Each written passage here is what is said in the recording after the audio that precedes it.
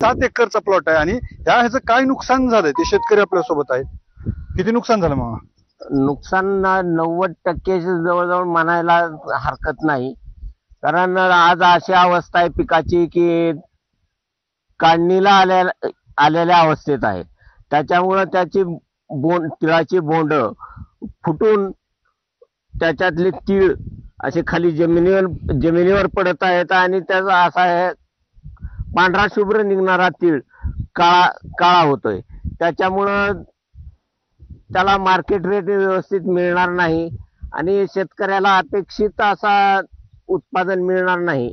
आणि आज मग अशी परिस्थिती आहे की एकतर मजूर मिळत नाहीत आणि तो काढायचा, बांधायचा, त्याला उभा करून पेंड्या ठेवायच्या आणि तो झटकून काढायचा, त्याला सुद्धा मजूर मिळत नाहीत. हे जे तीळ आहे याच्यामध्ये हे आपण बघितलं तर ह्याची तोंड पावसामुळे आणि उन्हामुळे फुटलेले आहेत. तो खाली गळतोय आणि दुसरीकडं हा काळा पडलाय. म्हणजे हा बाजारात घेऊन गेल्यानंतर ह्याला भाव मिळणार नाही आणि काढणीच्या वेळी देखील याचं नुकसान होणार आहे. उन्हाळी पिकं घेतात ही पावसामुळं सडायला सुरुवात झालीये, त्यांचं मोठं नुकसान झालंय. आप्पासाहेब शेळके, एबीपी माझा, धाराशिव.